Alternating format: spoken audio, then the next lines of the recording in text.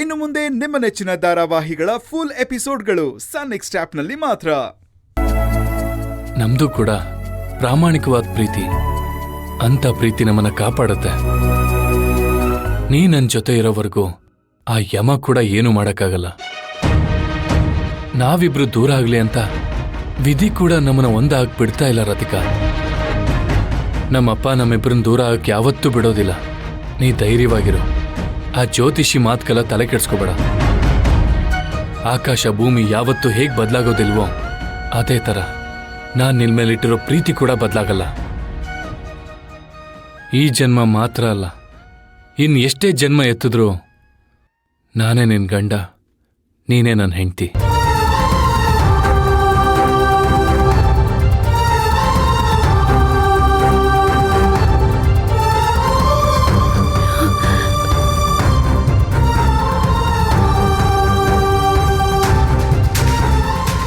ಅಕ್ಕ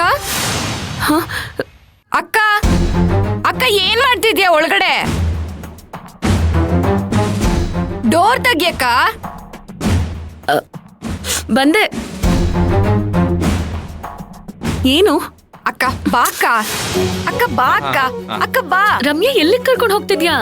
ಏನಕ್ಕ evening photo ಶೂಟ್ಗೆ ಹೋಗ್ತೀನಿ ಅಂತ ಹೇಳಿ ನಿನ್ ರೂಮಲ್ಲಿ ಏನ್ ಮಾಡ್ತಿದ್ಯಾ? ನೀನ್ ಇನ್ನೂ ರೆಡಿನೇ ಆಗಿಲ್ಲ. ಹೋಗ್ ರೆಡಿ ಆಗು, ಬೇಗ ಹೋಗೋಣ. ರಮ್ಯಾ, ನೀನ್ ಎಲ್ಲಿ ಹೋಗ್ತೀಯಾ? ಅಕ್ಕ ಪ್ರೀ ವೆಡ್ಡಿಂಗ್ ಶೂಟ್ಗೆ ಅದ್ಕೆ. ಏಯ್, ನೀನ್ ಯಾಕೆ ಹೋಗ್ಬೇಕಲ್ಲಿ? ಅಮ್ಮ, ಅಕ್ಕ ಮದ್ವೆ ವಿಷಯದಲ್ಲಿ ಯಾವ್ದೇ ಇವೆಂಟ್ ನಡೆದ್ರು ನನ್ನಲ್ಲಿರ್ಬೇಕು.